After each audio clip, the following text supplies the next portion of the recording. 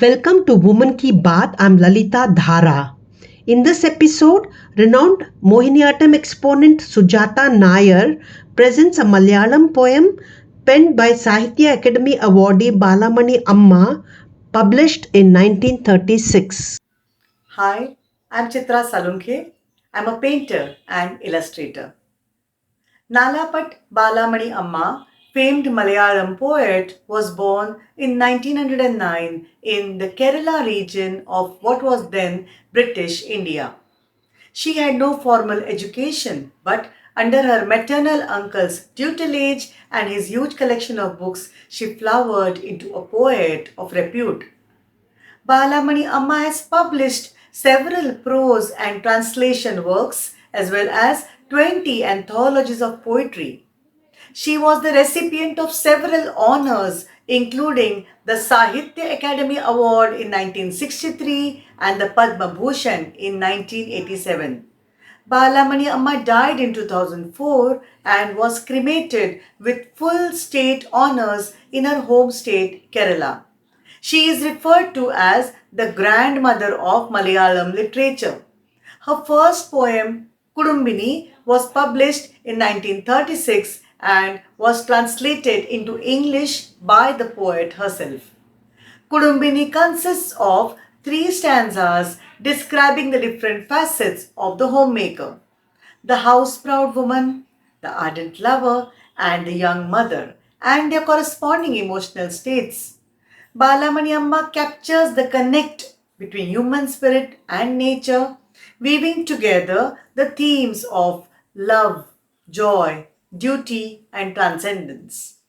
Renowned Mohiniyattam exponent Sujata Nair will now present the Malayalam poem Kurumbini, tuned and sung by Dr. Ambika Vishwanath. We present each stanza in translation followed by the dance. When I hasten homewards after the morning bath in the river, my path resounds with the song of them who soar in the sky. There flutter before me the green flags unfurled by them who people the nether regions. And around me dance the butterflies, swinging their multicolored robes. This world, richly adorned, invites me to a glimpse of its magnificent carnival. But mine eyes are drunk with the beauty of my home, laburnum garlanded by the all beholding sun. ചോലയിലൊന്ന് മുങ്ങി അടുക്കള വേല ചെയ്യാൻ ഉഴറി മടങ്ങുമ്പോൾ എന്നടവഴി വക്കത്ത് പെട്ടെന്നു വന്നലയ്ക്കുന്നു ഖേജര സംഗീതം മുന്നിലാടുന്നു പാതാളവാസികൾ ഉന്നമിപ്പിക്കും പച്ചപതാകകൾ ചിത്രവർണ്ണ പൂവാടയുലയവേ നർത്തനം ചെയ്യൂ ചുറ്റും ശലഭങ്ങൾ ഈ പ്രപഞ്ചം അലങ്കൃതയിൽ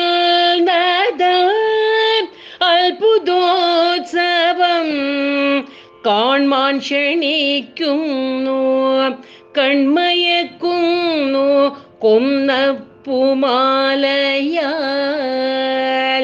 കർമ്മസാക്ഷിയണിയിച്ച് മൽഗൃഹം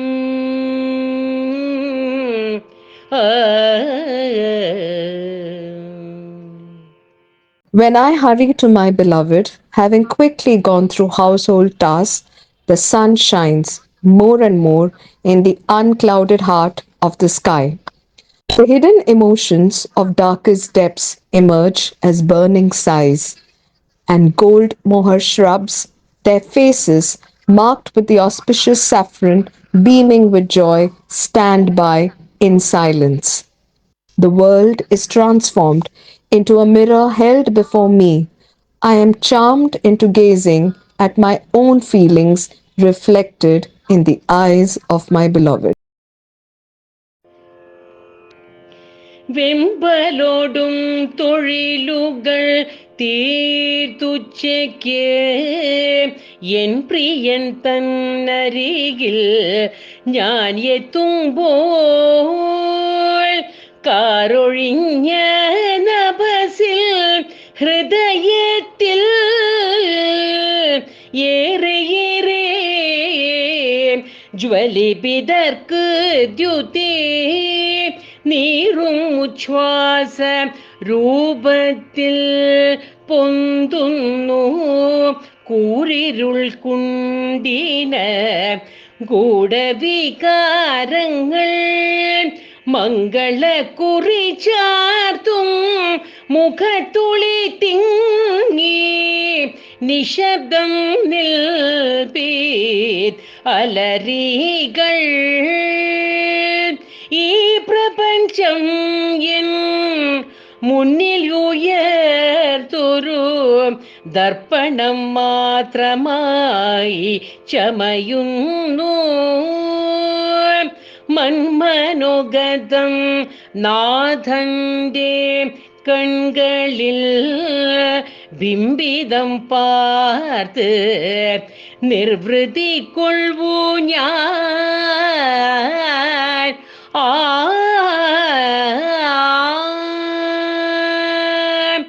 When I rush to my children playing in the courtyard, the sky becomes suffused by their milky smile changed into moonlight. The ripples in the river echo their pattering footsteps, and all the neighboring homes are lit up by their unsullied grace. The world turns into a fairyland wafted out of their enchanting selves. But my soul is merged in those flower-like forms, dwindling in the rising mist of blissful tears. The world fades out.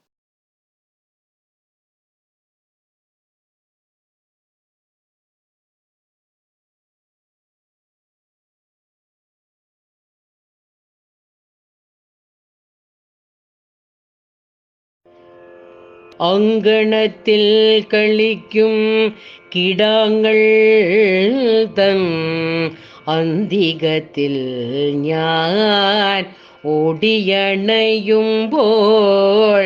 വെണ്ണിലാവായി പരക്കുന്നു വാനത്ത് N പൊന്നുമക്കൾ തൻ പാൽക്കുളിർ പുഞ്ചേരി ആറ്റിനുള്ള അലർച്ചാർത്തിൽ ധ്വനിക്കുന്നു ഇതാ വിറുതേറും കൊച്ചുകാൽ വെപ്പോലി വീടുതോറും വിളക്കായി പ്രശോഭിപ്പൂ